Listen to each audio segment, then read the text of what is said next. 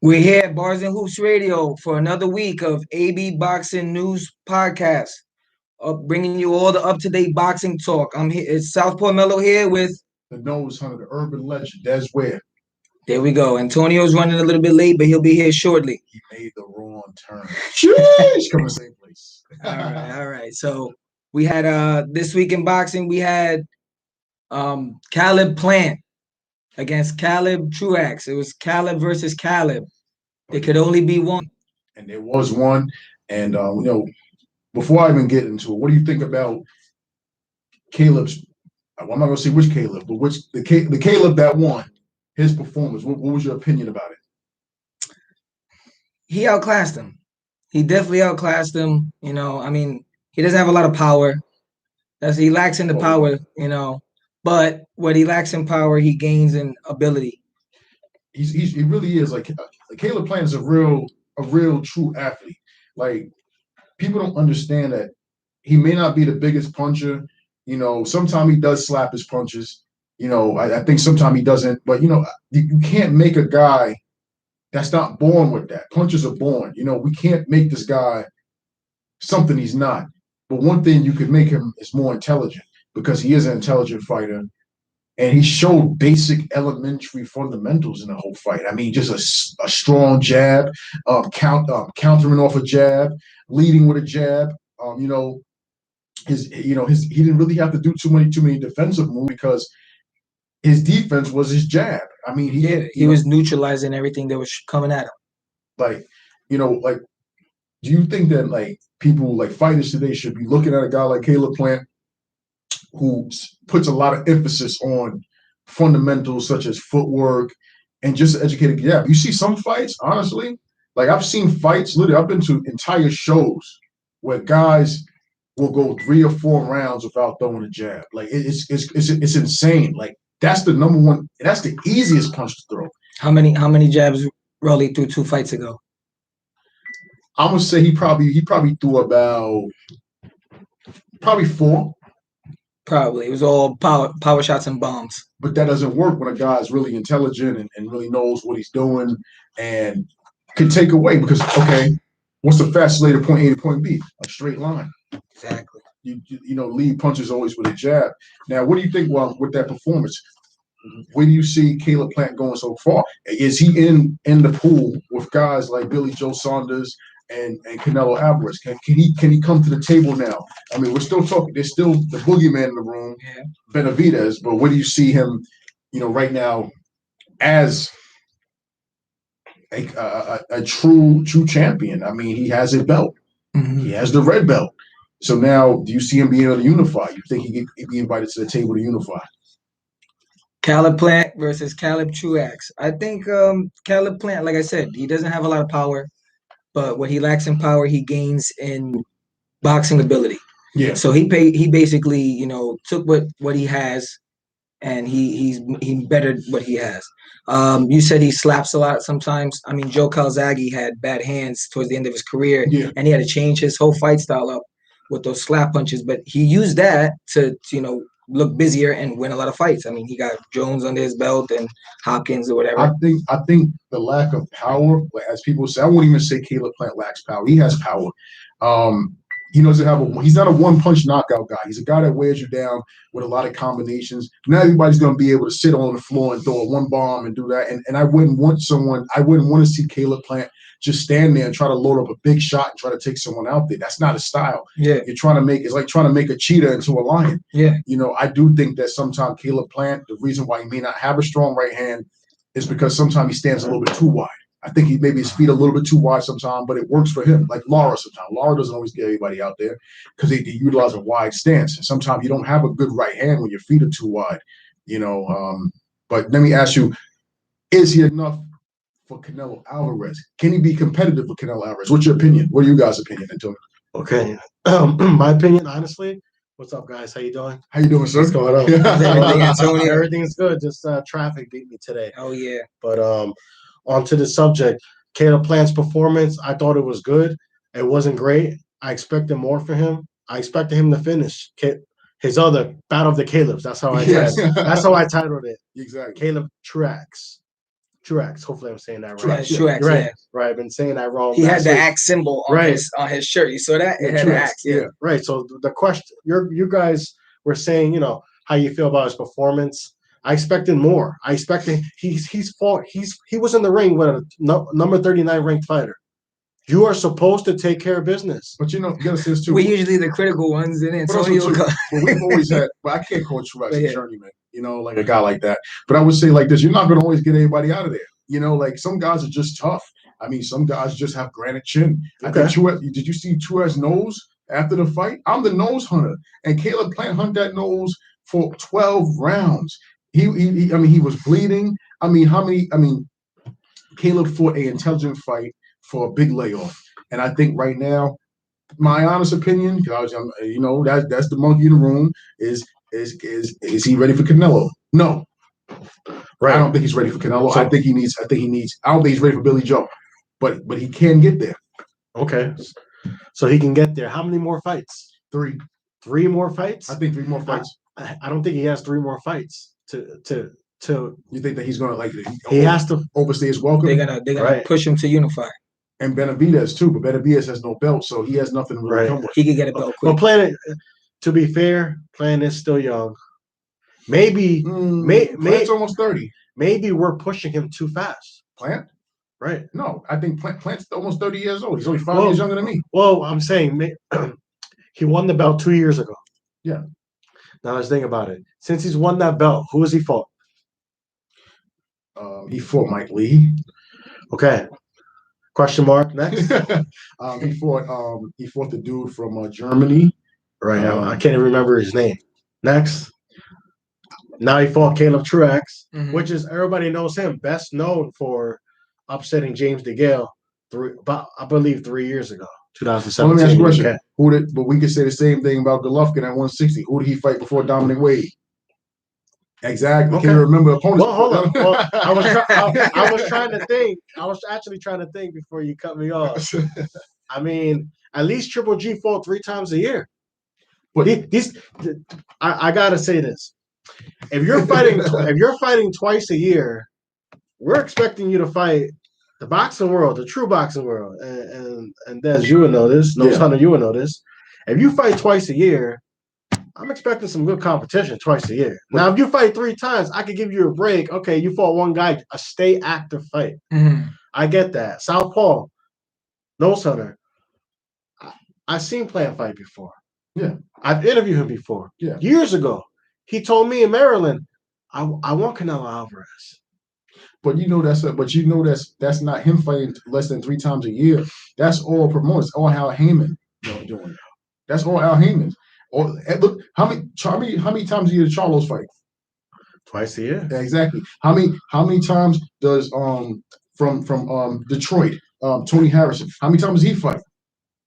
Once or twice a year. How many does Andrade fight? He hasn't fought in almost 3 years. Like that's what I'm saying. So when that happens, it's like okay, it's the promoter, but also too. I think there's more to it. I think it's a combination of things. It's why boxing people say, "Oh, these fights are not happening," because it is politics. It is. Billy Joe Well, Billy Joe fought last year, actually. To be fair, once. right? At least he fought. At least he fought them. And that's Billy Joe's thing. And Billy Joe said it before, and Eddie Hearn said it. He said this guy needs to stay active and fight because he gains weight fast. Nobody is worse than Gary Russell Jr. So we can't even just give. Well, that's another subject. We'll get to it later. Let's We got give some news on him. Caleb Plant some credit. I do feel like it will be an interesting style mix up of. I think it'll be a boring fight between him and Canelo. It'll be Well, I'm getting some feedback from Sure. IG Live. sure. I won't say the name, but they're saying maybe guys are fighting twice a year. Maybe they're juicing. I don't think. Let me say something. I don't think they're juicing. I don't think so either. A guy like Caleb Plant, no, he's natural. Well, I'm not saying him in particular. I'm saying in general. Do you think these guys that are fighting twice a year, there's a reason why? I mean, can we say anything about Pacquiao? I mean, that's the biggest one that had the biggest speculation about being on some type of performance enhancers, being scared of needles. So I mean, yeah, it could be cycling on the off season when they're not training. Another question is why also too, like I mean, we have a bunch of fighters that had acne on their back in their 40s, and they look more Right. ripped than they was in their 20s, and Right. they're knocking people out with one punch. Right. I mean, but the thing about it is that is a from the on IG Live, that is a great question. It was brought to my attention. Yeah. It could be, but nobody juices like people at MMA, and they fight 3 times a year. So I mean, there's things to cycle on. I know plenty of steroid users. I mean, if you have good masking agents and you cycle well, you can fight every single. How long the whole Russian Olympic team went for before they got Kovalev? How long? Kovalev probably been dirty for 12 years. I don't know about that one. I had a debate with someone earlier in the week. I won't say the name, but we were talking about Kovalev, and I think that maybe now he had lacked the confidence, long layoff, so maybe he tried to just rebound himself. Yeah. You know who I could tell, and you understand too, the reason why people take steroids, not just for muscle gain, is for recovery. It's also better than CNS output. There's a reason why these fighters can't pull the trigger anymore. When they jump weight and they come back down, or they jump weight and they look super shredded and ripped and they come down, sometimes, if they don't get that needle and they come off of it, they just be getting knocked out. They just be getting, all the spark, their legs be gone, and they only be in the early 30s. So, I mean, steroid use is kind of like the little silent thing that's always been in boxing. Right. I think steroids have been in boxing since the 80s. I mean, there's been probably a lot of legends that have used steroids because you can't train that hard without recovering a way to get recovery. Not just steroids too. Get the bottle that I mixed. Yeah, stuff exactly. like that. Yeah, The exactly. mixed bottle. Yeah, The mixed bottle, Panama Lewis. Exactly. A lot of unpadded gloves and stuff, man. There's corruption everywhere you go. Caffeine and the water coming to the ring. I mean, right. Oh yeah, Margarito got caught with some Plastic. epinephrine, and he was drinking epinephrine or something like that, some stimulant. He can't have no stimulants. Even years ago, I had someone talk to me, a conversation about Marquez had back acne at 42 years old. I think he was clean. My opinion, I don't think he was clean. But can you prove him and Pacquiao? He was naturally. But can you prove it? I mean, I probably can't prove it, but they had the same strength and conditioning coach who was very, very suspect. I actually him and Pacquiao. But I actually interviewed him a few years ago in Atlantic City, and we had a conversation about. It may not be him, but he got doctors about steroids and all that. I used to work in a gym. I know people that used to sell clenbuterol to their clients. I mean, nice. It's a lot you're saying. They were selling that Mexican meat, the carne asada. That's another thing, Also, in the past, of course, the whole Canelo Alvarez opera drama. Yeah. Did he fail? Was it contaminated meat, or was he caught? That's a thing out there too, because there was a couple of that's happened a few times. Yeah, that's happened. They didn't know because they beef up the cows with that. Canelo sometimes looks like a mini Brock Lesnar. Sometimes, I mean, it's tough. It's tough because now stamina comes from nowhere naturally. I mean. How do you move up to light heavyweight and have stamina I don't know. Against a big guy, but jumping weight and have more stamina you did when you're lower weight class? I'm just saying. But hey. Well, I'm getting from IG Live.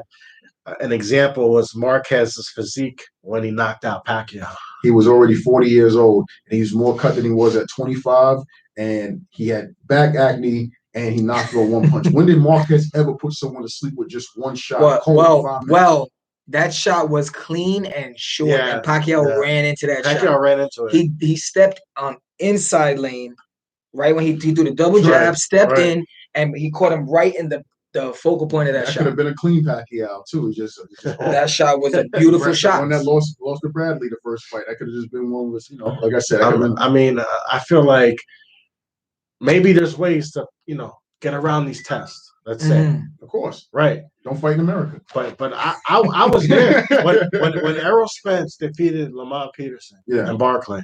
I remember saying this a few weeks ago. Yeah, waiting for them to. I was waiting. Me and the rest of the.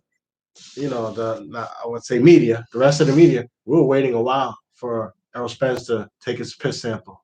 And the people were there. So I honestly feel like if you were cheating that close to a fight, so many tests before, and literally right after the fight, he's literally pissing in a cup, and we're waiting outside the door. Well, yeah, I mean that happens though, but also too, you could pass. See, think about it. you can't pick up everything. There's so many masking agents you can do now. There's so many ways to cycle where dudes could be week 4 in their training camp and start cycling off. So they can have an off cycle Right. where they're cycling down. So by the time they even get VADA or whoever, sometimes they know who's coming, and sometimes they know after the fight. So nothing may ever come up. The testosterone levels might be level. Well, look at James Toney, right? He won the heavyweight title. Yeah. And they got a strip because he tested after for steroids. Did they test him before the fight? I believe so. But we just talked about Kovalev getting popped. Could he been dirty for Andre Ward? I mean, if James Toney was able to fight, and then they found out after but we don't know the testing back then. I think VADA testing in the last 15 years, it's definitely more involved. Soon as you agree to be part of this voluntary program, they come. These guys are coming. These guys are coming in while you're in a restaurant. So you know. But Anthony, you know what's funny? Anthony Joshua has the strictest drug testing too. He has the Olympic style to this day, where it's so strict weight in UK that like he's probably, I would say, hands down the cleanest natural athlete. I mean, he does look like a damn bodybuilder. He is a weightlifter, but you know, he's at least we could say he's clean and he plays by the rules. Okay. I mean, as far as this whole VADA testing thing, I feel like it's very hard to cheat and get away with it. I feel like unless you know the right people and you just got the right. It takes a lot more to trick it because they know every trick in the book. Well, why risk it for them? Why risk it? Like let me give you an example. Kovalev failed his test. He was going to fight. You know, supposed to be fighting a couple weeks ago, actually last week, right? So he failed his test, and obviously the fight is postponed, and he's in trouble too, to suspension, most likely, right? But you think he would mess up his money to when he fought Canelo Alvarez? Was it $12 million deal? You think he will risk with the VADA testing to fail it? I don't think so. There are plenty of fighters that risk millions of dollars, but not $12 million. I got $8 million. I mean $7 million. So I mean, like, yeah, but that was one guy. If we look back. But see, the thing about it, a lot of guys probably were cheating a long time ago. I mean, like I said, it go back to strength and conditioning coaches being connected to doctors. Right. I mean, like I said, if you've been fighting for 20-something years, like a Pacquiao or something like that, you know you have been tested. You start knowing their routine. You start knowing when they're gonna pop up. You know how to cycle. You know how to cycle off. I'm sorry, but your head does not get bigger after 22 years old. Like, I'm sorry, Pacquiao's skull got bigger. True, but his hands got bigger. But let me ask this: Kovalev voluntarily wanted to. This is all for IG Live. Wanted to join VADA. Mm-hmm. The guys that are cheating, wouldn't they kind of avoid being part of this program? No, just maybe he joined VADA to get the you know the idea that I'm trying to do the right thing. I'm going to be clean, and maybe he thought he could beat it. Like Miller, like how we say in fighting. You got an aggressive fighter. Don't come away from the fight. Come to the fight. Yeah. Put the fire out with a blanket. So why would you run from it? You would come towards it and say, exactly. I'm good. Instead of making excuses that you're scared of needles and all this other stuff, and you hide it. Just like there was a female fighter that locked herself in a bathroom in a house, and it wouldn't come out for VADA. Who was that athlete? I'm trying to remember. It was a long time ago, but it was a female fighter that locked herself in a bathroom when VADA showed up and would not answer the door. That's to be continued on that one. Exactly. Yeah. So I just feel you got to understand when people are not confident in themselves, especially at heavyweight. Guys punch real hard. If you're a heavyweight that don't hit that hard, you're going to probably take every cheat in the world. You're going to fight Deontay Wilder. Man, this dude got better stamina than me. He hit harder. I fight Anthony Joshua. He hits harder. He's experienced. He got a better resume than me. Why wouldn't I cheat? Instead of getting embarrassed, because I need every advantage of stamina. I don't want to get TKO'd. True. I don't want to just get stopped because I'm tired. So, Nose Hunter, you're saying that a majority of fighters are cheating? No, absolutely not. It's a minority of fighters that are cheating. Okay. But the minority of fighters that are cheating, a lot of them are veterans that have probably been doing it since day one and they just never been caught. Or if they were about to get caught, what they did is took big layoffs and said, well, I'm not really fighting and get themselves occupied in everything outside of boxing so they can cycle off and then come back and get a tune-up fight with a John Doe. I question everybody. I question Golovkin. I always question Kovalev. I question a lot of fighters that are not from North America. I question why they Klitschko, why you never want to fight in America. But Why he you wanna did. fight- He did fight He America. did fight America, but how often? Well, the money was there. What I'm saying, you fighting in Germany. You keep going to Germany. You fighting in the Volkswagen arena. Why? Why? Are you Because the fighting money in- talks. What is also about Germany? Okay, we could we could have that conversation with a lot of fighters. No, They true. stayed over there because it benefited them for You going to look at Japan. RST, Let's look at RST, let's look at Japan. How serious would look back in the days of Pride? You mean people was juiced to the gills in Pride? Japan drug testing is a joke. Yeah, so I got it from IG Live. It was Cyborg actually that locked herself. Oh, It was Cyborg, yeah. Oh, it's Chris Cyborg. Yeah. Yeah. Okay, that was the fight. She was probably doing some clenbuterol to get down to weight because she was having some serious weight cut issues before. But that wasn't enough. She's a big woman. And the thing about it is like, so places like Japan, why not go over there and fight in a lower weight class, guys too? These guys be 180 and then fight at minimum weight at 105, at 95 pounds, walk around 150. You know what I mean? Like, of course, you're not gonna get down that way in 3 weeks. That's you know crazy. what I'm saying? Like, guys cut 50 pounds. You got to take clenbuterol. You got to go and do all these things, those diuretics. Most fighters that get caught, it's not even from testosterone, it's from diuretics. Because they eat like they're going to the electric chair as soon as the fight's over, and then they balloon up 40 pounds, and now they got to get clenbuterol and put it under their skin and all this other stuff. And then they, because clenbuterol burns body fat and helps with increased red blood cell count. Mhm. Right. This is a subject that we can go on for hours. Yeah, exactly. I believe. Let's go on. So we're gonna move on, but we'll definitely reach it another day, especially when one of these fighters has a fight update.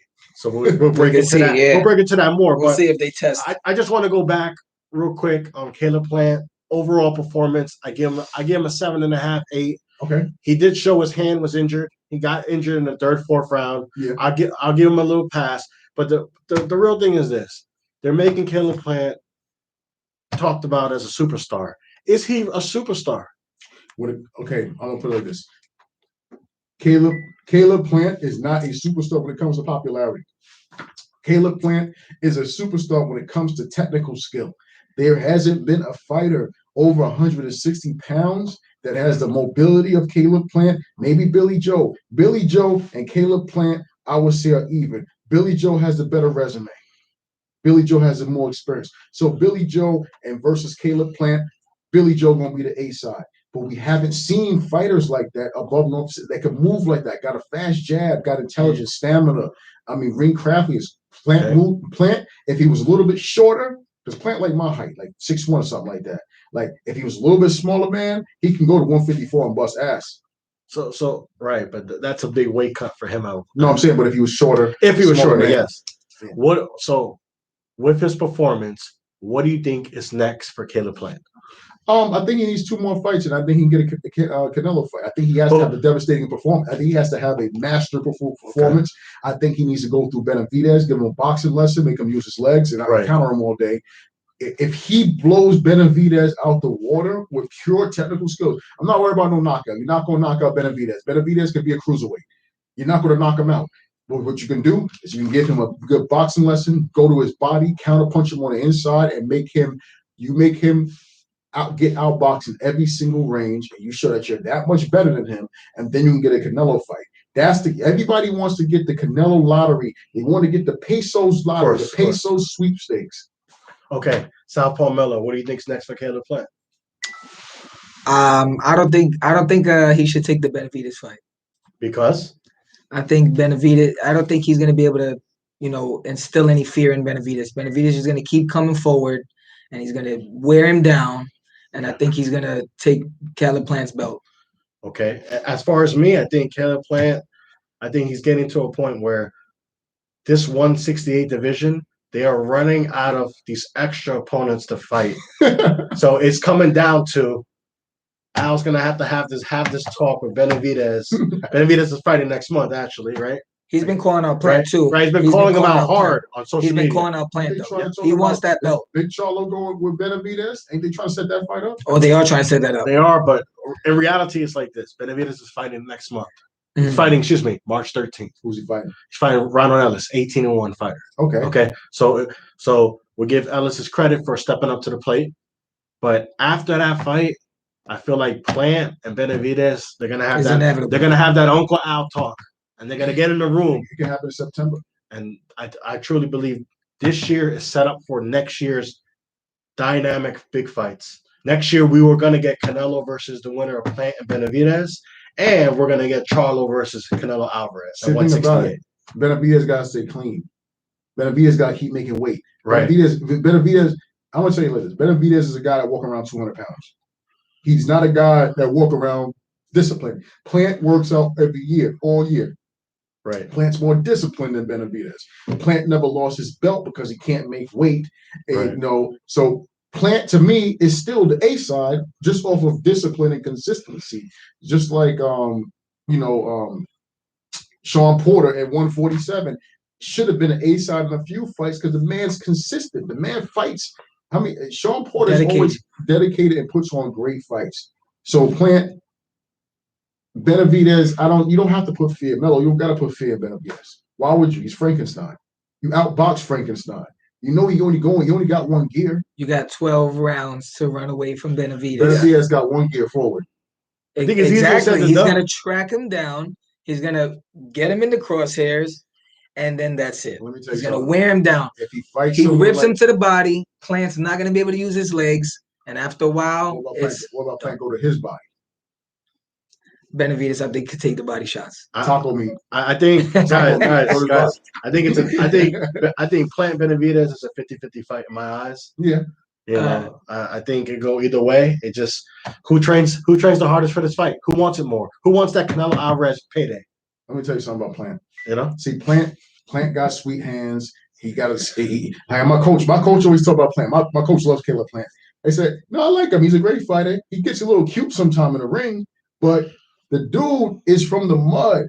If you make a boxer puncher that's technical, he will fight. He got dog in him. People don't realize just because Plant got a slick style, the guy got ill footwork and all this he will bite down, he will sit on a rope, and he will pick off shots on the guys like that. We've seen that. You got to see when he took the belt from got to see, and that's what I'm saying. Sleep on Plant. You can't just be a Frankenstein and come forward. Canelo would treat Benavidez like a giant Rocky Fielding that just hit hard at more speed. I gotta say something though. If you've seen this fight on Saturday, Caleb Truax landed an uppercut on Caleb Plant clean. I saw that, yeah. If that's Canelo Alvarez, he's knocked out. He's done. He's knocked out. But Truax is a puncher, so I mean, he's not a boxer. So I mean, anybody can get caught with a shot. How did Plant handle it? He kept turning that pressure back up and use that jab, and that nose turned red. And I'm a nose hunter. I know about noses. I hit a lot of them. I think we're gonna close this. We're gonna. By the way, just one quick thing on that fight card, we had Mike Polite Coffee. He went to high school with my cousin Michael. Oh, nice. I'm trying to get him on the podcast one day. I've been reaching out to him. Nice. But yeah, he's like a 12-0 heavyweight now. Yeah, he did his thing. Yeah, he looked good. Savage. Yeah, congrats to him. Congrats to Mike Polite Coffee, man. Good job. Definitely, guys. As we close this topic, you know, through social media, and Melo knows I'm on. We're both on a Facebook group chat. Oh, we got a phone call, which I was just about to bring up. There we go. But Antonio Baez with AB Boxing News. I'm here with Nose Hunter and Southpaw Melo. Who's calling in? What's going on? I actually was just mentioning you right before you called in. I appreciate the call, brother. I'm on a Facebook group chat, and we were talking about Canelo Alvarez, and I believe I would like to hear your side. You feel that Canelo Alvarez is not top 5? Oh, man. Definitely not top 5. Definitely not. Top 5. I mean, I did see your video on YouTube. I did subscribe to you, so I definitely appreciate you calling in too as well. I'm always welcome to hearing everybody. So if you don't mind pleading in a small version, pleading your case why Canelo is not top 5 in your opinion. Okay. This is what it is. This is what makes Canelo not top 5. Okay. You can't sell PEDs and still be considered pound for pound. The other thing is too, it's about who you choose to fight. Canelo has a lot of skills, a whole lot of skills. I'm not taking that away from him. He was actually my number 1 pound for pound around the time he fought Mayweather. But since then, his work rate has went down. I think Canelo is more on he's on a chasing the money instead of chasing greatness.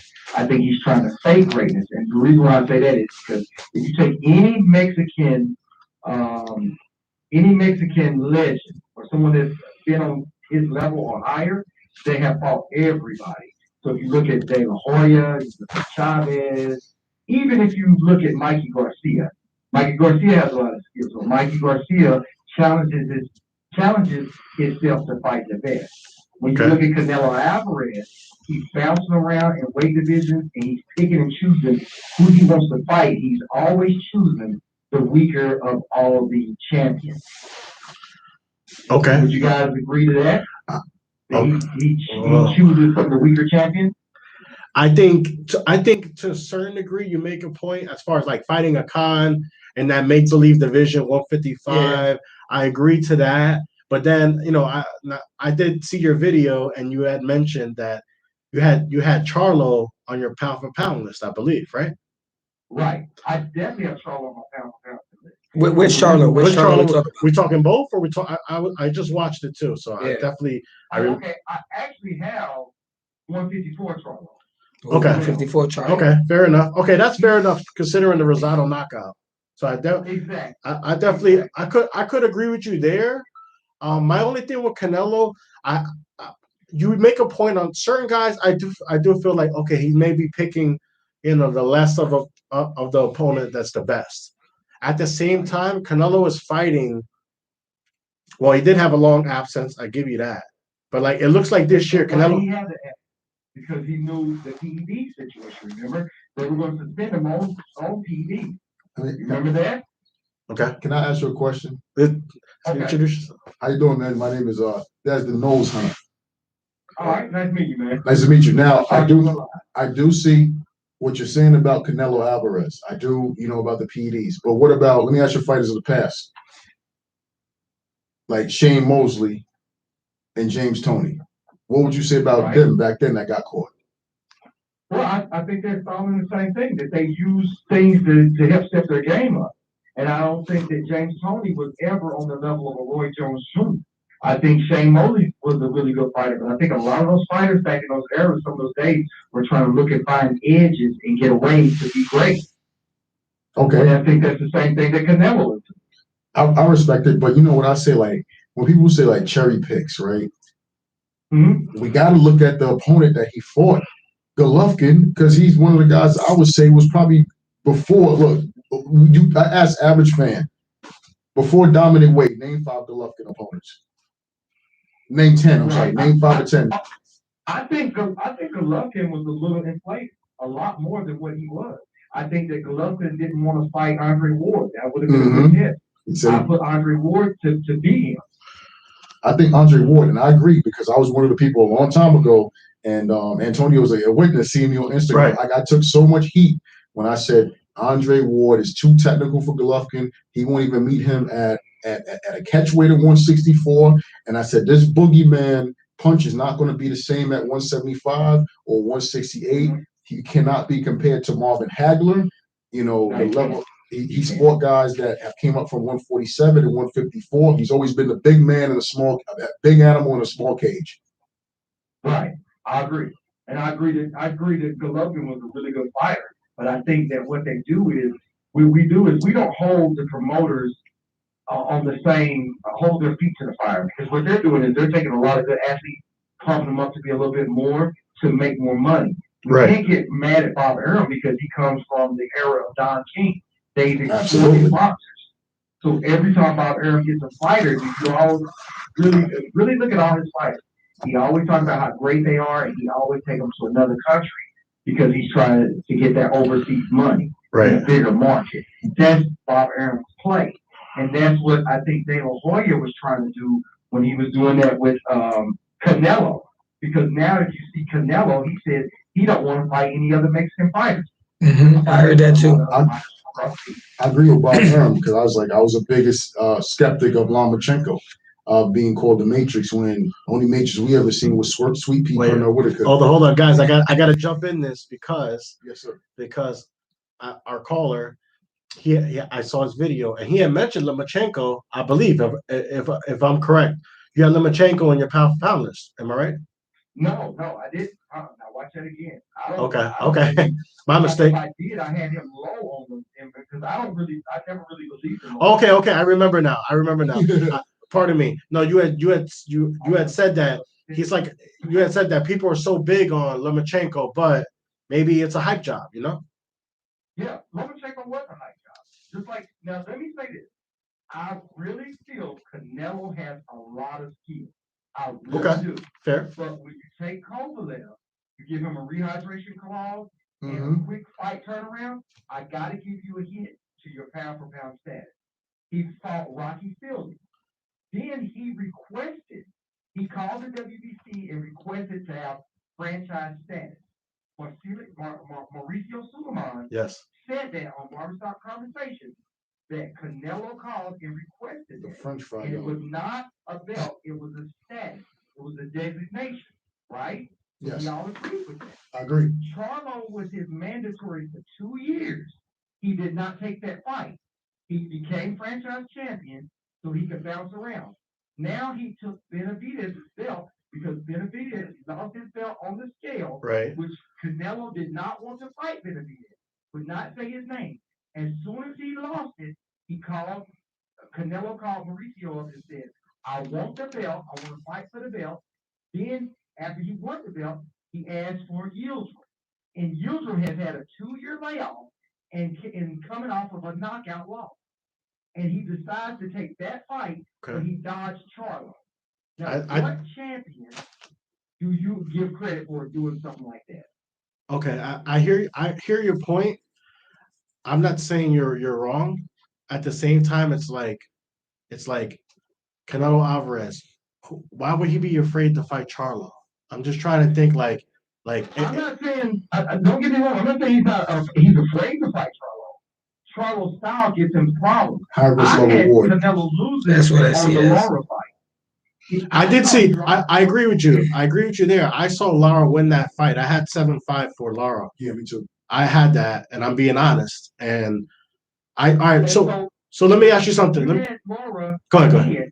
Do you not think Charlo is more of a terror than Lara? No, Because Charlo's his jab, those uppercuts, Charlo is a different type of beast. Who's Charlo's best competition? And I like Charlo too. Poor footwork. I like Charlo. I think Canelo Alvarez has got better and better with his footwork and his conditioning. As far as Charlo, and I've been to Charlo fights and I've interviewed both of them, Yeah. both good guys. But who are they for? The 154 Charlo, I got to give him more credit because I was there when he got upset against Harrison, and I thought it was a close He's fight. had better competition. Right, 154 Charlo has better competition. I think who is the better Charlo? I think 160 Charlo has a great jab, and I think he could be great. But I need to see him in a big fight. I agree with you. I think that he should get the fight, but you remember he tried to fight Andre, and Andre's fight fell apart because Andre was approached by Rock Nation, Jay-Z's company. Yeah. He Right. pulled out of training camp. So that stopped that fight. So Charlo was mad because he missed out on other fights. That's why he has a problem with Andre. But that's a tough. Fight him. That's a tough one, though. Same thing. You know why that's a tough one? I said that's a tough situation for Demetrius because he was signed with Star Boxing years ago, and I know that because he actually stopped fighting because he was trying to get out of his contract, and Joe DeGuardio, which I know, wouldn't let him out of his contract. So they were kind of in a stalemate, uncomfortable position. Like Mikey Garcia was with top ranked Bob Arum. He sat on the bench for over 3 years. So Demetrius sat with Star Boxing for a while, and then he finally got bought out from Eddie Hearn, saving the day. I mean, would you agree to say that with Demetrius signing with Eddie Hearn, Boo Boo's career has been rejuvenated somewhat? I agree with you when you said somewhat, because I don't think Eddie Hearn is pushing him as much as he could. I think Eddie Hearn is allowing him to kind of hang out there. Okay, I don't fair. think Eddie Hearn put so much promotional power between any of his fights. Right. Like Devin Haney, he's not really pushing it, putting the wheels behind it. You know what I mean? Because Andres is a really good fighter. I think it's a great guy, actually. To Rock Nation, which he thought he was going to make money, He should not have pulled out that fight. I get it, but now you can't hold that against Charlo. I think Charlo, who was, I can't think of the fighter's name. You remember the night when Jamel lost the fight to Harrison, the first fight? Yeah, I was there. I was in the building. I interviewed Harrison that night, right after he won. Who was that? What was the fighter's name? He fought that night. Um, Big Charlo? You talking about Big Charlo? Dennis Hogan. Hogan, yeah, it was I Hogan. was there. Yeah. I was with y'all. Yeah, you were with me. Yeah.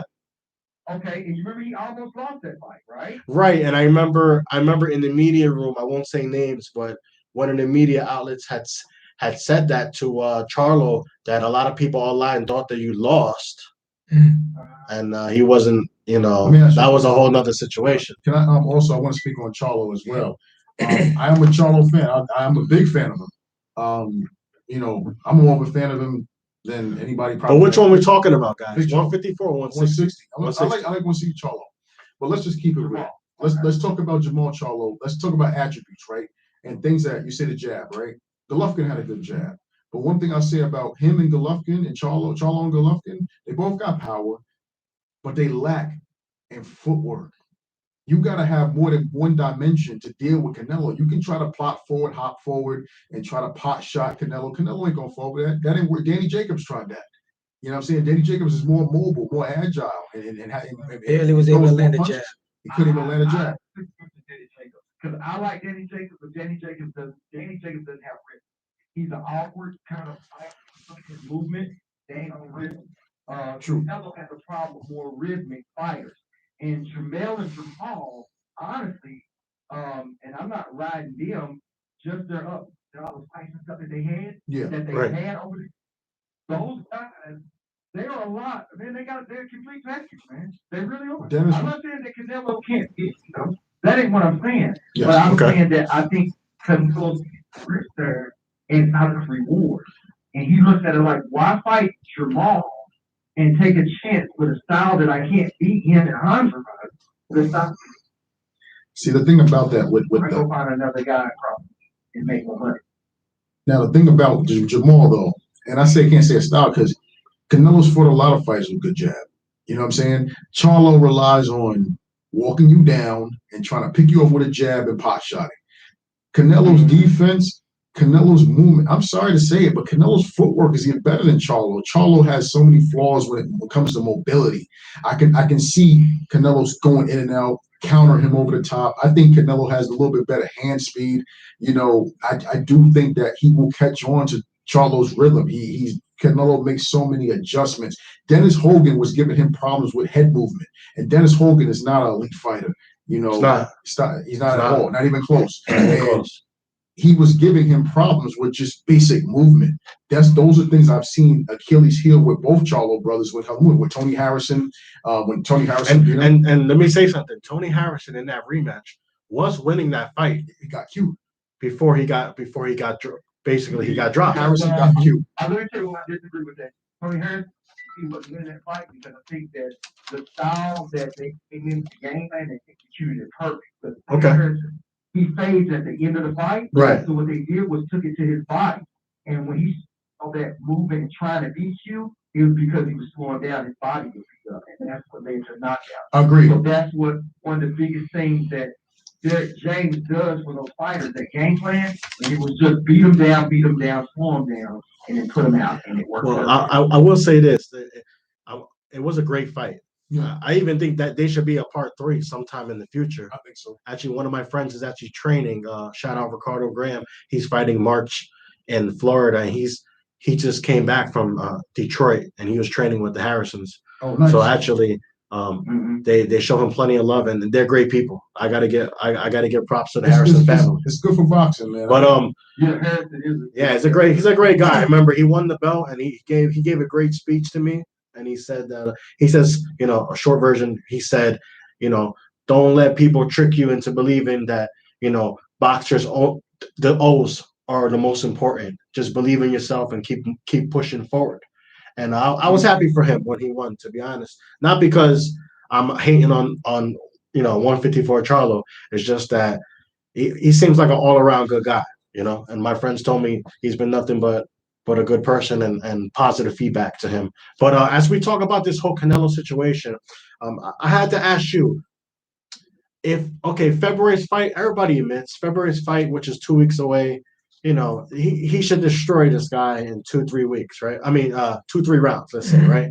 Now, when he fights Billy Joe, and let's say he defeats Billy Joe, would that give him more credibility so you could say, okay, I'm going to throw Canelo Alvarez back in the top 5 pound for pound on your list? No, because I already say Canelo's skills are always so good. He should always be Billy Joe Saunders. I just put him ahead on that. So then who could Billy Joe Saunders is on Canelo's level. So who could be? My question to you is this, though. To be fair, who could give Canelo Alvarez his biggest challenge? The two people I think. Okay, let me say this. Because Canelo, I think this way.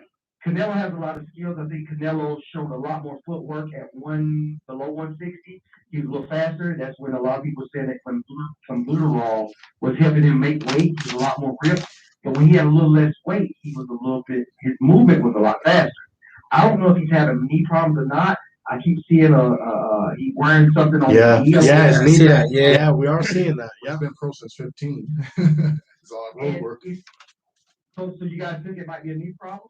I think he's wearing down. I think he's been hurt in camp before more than one time, and he's been fighting hurt. Just like Floyd. Floyd has been fighting fights injured. Yeah, he used to get the injections in his hands. He used to get the injections in his hands. Yeah, his hands. that's why he only fought in Vegas. Yeah.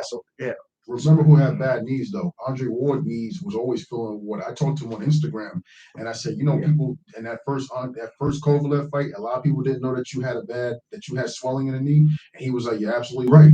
Yeah. Well, that's just like Keith Thurman. Keith Thurman told me when he fought Sean Porter, he had a horrible camp and that he needed surgery. He waited for after the fight to have his surgery. I can say Canelo might retire at 33. Maybe his mobility switched up because he's getting more efficient too.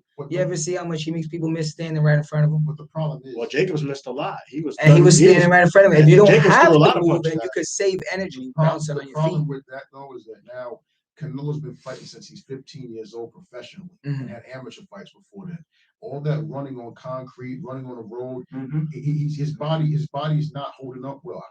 I can see Canelo when 168 gets tough and that pool gets really tight. I can see him bowing out at 32 years old, 33 years old. Okay, fair enough. So let's get back to what I was mentioning. Is Jervis, right? Am I pronouncing your name? Okay, Jervis. Who could give Canelo Alvarez his biggest test? I think at 160 something, 168. I think it would currently be Jamal. Okay, fair. And after that, I think Caleb Plant. But I think Plant. I don't think Plant has a lot of power. I think he has a lot of skills. Right. But I think when Canelo comes, spend a lot to keep Canelo off of you. I think Canelo tires a lot. And I don't think a lot of people see that. Canelo presses people, and when he's got you on your back foot, you're moving out, it tires you down and wears you down. Jervis. I think a lot of these fighters. I'm sorry. No, I'm sorry. Cut you off. Go ahead. No. I was gonna say, and I'm being honest. Jervis, I thought that Canelo Alvarez lost to Triple G in the first fight. This is what I tell people. I seen Triple G beat him, but he didn't close the show, and because he didn't close the show, he gave them a chance to reach for the tie. That's my opinion. I thought the second fight, I thought Canelo won the fight. To be honest, I made a bet with somebody on that fight, and I said, "Oh shit, I lost," because I thought Triple G won. I thought Triple G won. I didn't see Triple G. I was happy. It's just like Jervis. I know I'm switching. I agree with y'all on that. There you go. I think Triple G won that first fight. What about the second? What about the second fight? Second fight, I think he teed Canelo off, and Canelo gave him what he asked for. Canelo came straight forward. Right. And I don't think Triple G had the answers that he should have. I think he kind of shied away from that bright light. Well, he has no inside game. Right. Well, let me ask you something. I know I'm definitely off topic here, but I was at Wilder Fury 1. How did you see that fight? I gotta ask because which fight? The first or the first one. I was at the first fight, and then the Staples Center. How did you see that fight? How did you score it? I think that Fury was really ahead. I had Fury slightly ahead. I think that knockout could have. I think it should have been a knockout, to be honest.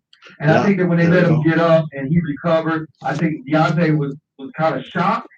I do think it was kind of a little bit of a long count, but it's still in the rules because it's a 10 count Sorry. and not 10 seconds.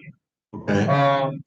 So I think that a draw was good. Yeah. I think the second fight, I really think it's a lot of fishy, crazy stuff going on. Oh yeah, that's interesting. I remember you had mentioned that.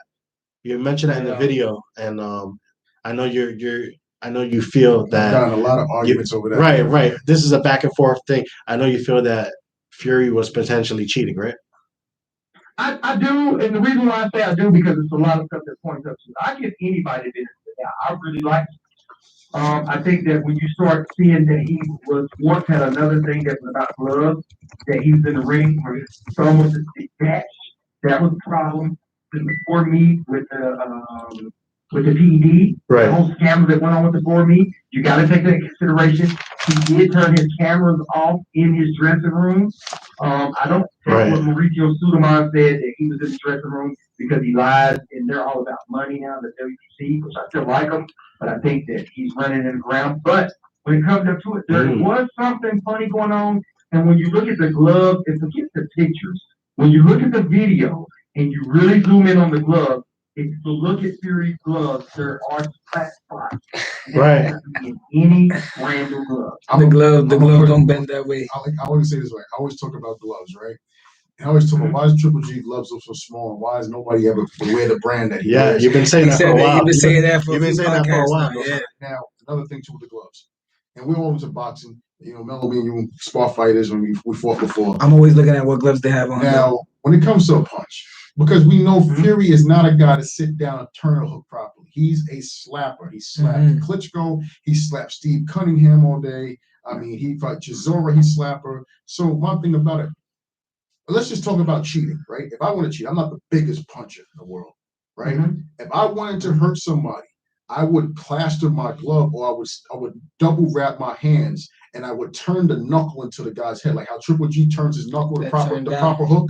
Right. I wouldn't slap with my palm because it's not going to be as effective as me turning that punch over and getting that full knuckle in there. If I slap you in the side of the head, yeah, you might get a little iffy here and there. But if I really turn it in and I load that glove like a Margarito, I'm gonna really have a chance to put you out. I do think that with Fury's new camp, he just sat down on his punches. It's the first time I've ever seen Fury flatten his feet, squat, and go, because Wilder he can't go on the back leg. He stands too wide, and he doesn't know how to change levels on the rope. So it's a straight line. Just hit Wilder with a 1-2 all day. But they had Fury. They had a sparring partner of Fury's. Talk about he had worn out gloves with sparring partners.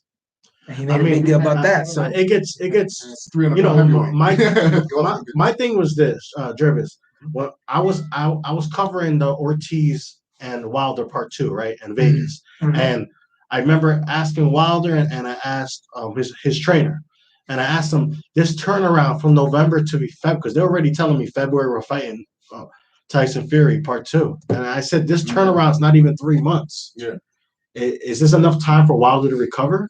And they said, yeah, but I already, that in my head already planted a little seed. Like, I don't know if his body's going to be fully ready to recover. Wilder hasn't gotten better in any type of skills. He doesn't listen. My coach, Mark Wheeler, came down and talked to my coach before.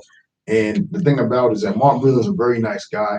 He's not that loud. He's not going to go and just tell you, man, shut the F up and this and this and this and this. Right. My thing about it is that Wilder has not gotten better. And me, as being a late starter who started boxing later than him, there is no excuse at that level to be crossing your feet, moving on your heels, and standing like you're on ice skates at that level.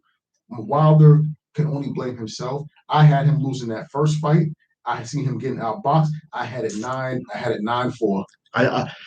No Sutter had a nice. Let me ask you a question. Okay, I'm sorry. Jervis, I'm just gonna say real quick. I honestly thought that was a 12 count. I agree with you. It was a 12 count. I believe Deontay Wilder won the fight, in my opinion. I know a lot of people I've been attacked or he got up at 8. Right. He got up at 8. You could count fast. If Fury still sat up, he was talking to the ref on the floor. I mean, when he fell on the ground, I was counting. I was there. I was counting. I was there next. I was there. I was literally there on the floor. Go ahead. With a brutal knockdown like that, the ref can wait it out. you think that the way he failed, you think he should have been just laid off? No. No, I think I think, and that's a good question too, Jervis. I think these referees, and just in general, I'm not going to call out any in particular. In general, they have a tough job because, especially with people dying, and rest in peace to my friend Patrick Day. Yeah, Sean Patrick. Shout out Patrick Day. Rest in peace. Yeah. They have a tough job to.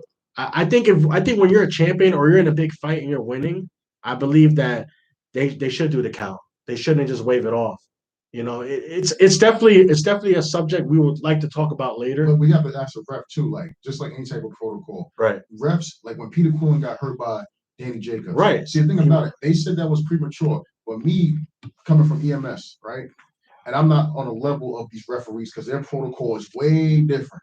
If your pupil's blown and the other one's constricted after you got hit with a headshot, Right. it doesn't matter if it was early in the fight. The ref's gonna say, one of your eyes is looking this way and the other one is looking straight at me. Wave off. So that was a good stoppage in your opinion, no, Sutter? With Peter Quillen? Yes. Absolutely.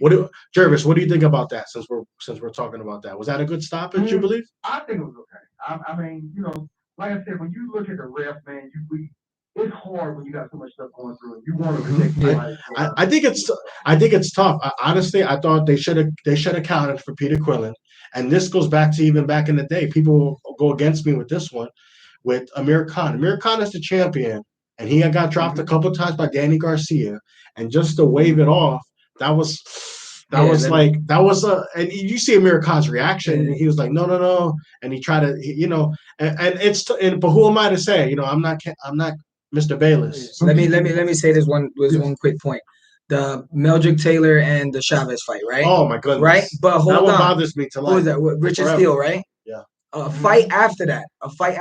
It was overseas or whatever, two Asian fighters. Yeah. The guy was getting beat up but was still fighting back. Right. Richard Steele stopped the fight, but the Right. guy was still fighting back and the guy died anyway. Right. So where do you cross the line of when you're gonna stop It and is. when you're not? It's tough. I think that certain fighters, it depends on their style, like Mickey Ward and Yeah. Okay. those fights. I think that a ref should just really analyze more the fighter that's down.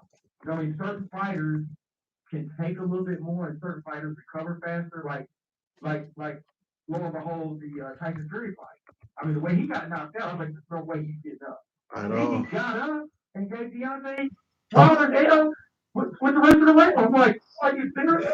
Definitely, but I remember Wilder. He was kind of showboating when he dropped him. What happened was he threw his hands up, and you know that a dribbling wears you the rest of the way out. Right. And so by that time, he didn't have that left. And that is hilarious that you say that too, because see the thing, when Fury went down, I knew he wasn't out because I said first of all, his other foot was flat and that knee was up. And when I seen him go to the ref, his eyes, he was giving the ref eye contact and he was nodding his head like he was talking. So when he got up, and I said, okay, well, if he was knocked out, how did he get up on stable legs? I've never seen a guy, he wasn't wobbling, he jogged, and then he got up and just took it to Wilder. So that was a man that took his breath. He's smart enough because it's not the first time he's been knocked down. He's not going to just jump up. He's experienced. He's going to say, I'm going to catch my breath, I'm going to sit up, and then I'm going to be on stable legs. That's what I saw. Definitely. Jervis, I just want to get back to you just real quick before we end the show because we're getting to the end of it. But I had to ask you about 2021. What is the must-see fight for you in your view? The marquee fight for me in 2021 would be Earl Spencer and Bud. And Terrence Crawford. Will it happen? I'm not sure. I got to be honest with you. I think, in my opinion, I could be wrong, but I always say this: there's so much politics involved in boxing. It's damaging to boxing, to the sport, because we're not seeing the best versus the best. Because in reality, why split a 50-50 with another company while I can make 100% profit, my guy versus a C-level fighter, and I make 100% profit, and it's we're in a tough. I think as far as the 168 division, they're running out of opponents. So I actually feel really good that the days of ducking are coming to an end, and I believe 2021. I believe this year, and I was able to talk to Caleb Plant last year in Vegas. He wants Benavidez and Benavidez has been calling him out a lot. I see this fight actually happening at the end of this year, fourth Who do quarter. you think will win? Who do you think will win I- between Benavidez and Plant? Honestly, Jervis, I got it a 50-50 fight. At 50-55? Yeah, and people are tough on me. They say pick somebody.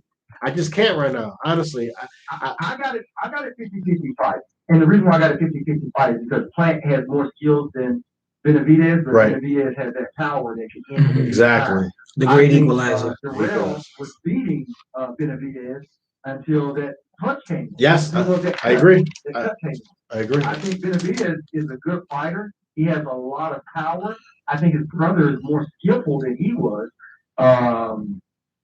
I think that Caleb Plant has more skills than Benavidez, but I think Benavidez has more power. So I give that a 50-50 fight. I want to see Charlo versus Benavidez because they've been going back and forth, and I think that would be a really good fight.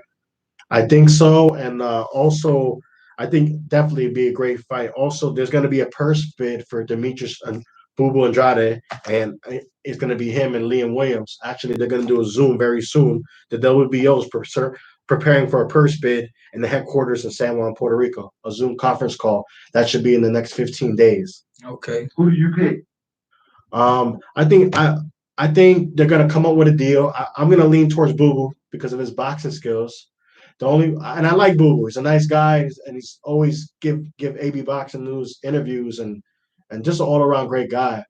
I think for him to get the big fights though, he has to start knocking people out. That's in my opinion, because Boo Boo just doesn't have the fan base strong enough. So you put him Don't what you think that goes back to the promoter?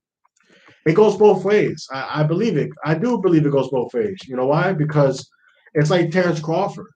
Terrence Crawford is a great fighter. But the truth is this: Terrence Crawford is not a big people person as far as media. And that's his biggest problem. You got to do self promotion. Right. And that's the tough part, Jervis, because I've interviewed Crawford twice, and I would say he's a great fighter. And if he was more of a people person, then he would be able to sell more. And I think Errol Spence, I was able to interview him a handful of times. Him and Coach James, great guy. Errol Spence is just like this really likable guy. Like you can literally go up to Errol Spence and he'll sign anything, and he'll literally talk to you. You know, I told him, oh, my brother wanted to say hi to you on FaceTime. He said, put him on the phone, and he did That's it. dope. And he did it for me. That's And this is when I was new in the game. You know, I'm new in media. He didn't have to do anything for me. I'm nobody to him.